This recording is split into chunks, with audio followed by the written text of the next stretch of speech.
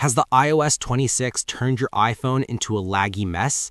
Experiencing constant freezes and sluggish performance?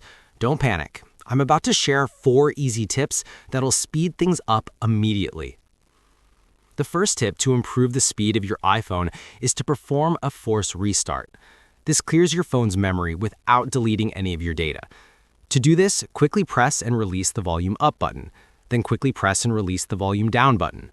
Now, press and hold the side power button until you see the Apple logo appear on the screen. Then, you can let go. The second tip to speed up your phone is to disable unnecessary background processes. Go to your settings, tap on General, and then tap on Background App Refresh. Here, you can change this setting to Wi-Fi only, or for a bigger performance boost, I'm going to turn it off completely.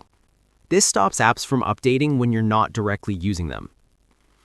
The third tip to fix lag is to free up storage space. A nearly full storage drive can really slow down your phone.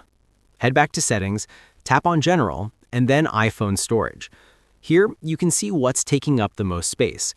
I'm going to offload some unused apps and clear out my recent messages to create more room. The fourth tip to reduce lag is to reduce motion and transparency. These are cool visual effects, but they can be hard on your processor.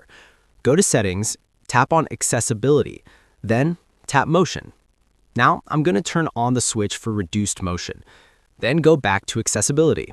Tap on Display and Text Size and scroll all the way down to turn on Reduced Transparency. If you've tried all of these tips and your iPhone is still frustratingly laggy, the issue might be the iOS 26 beta itself. The best permanent solution is to downgrade back to the stable iOS 18.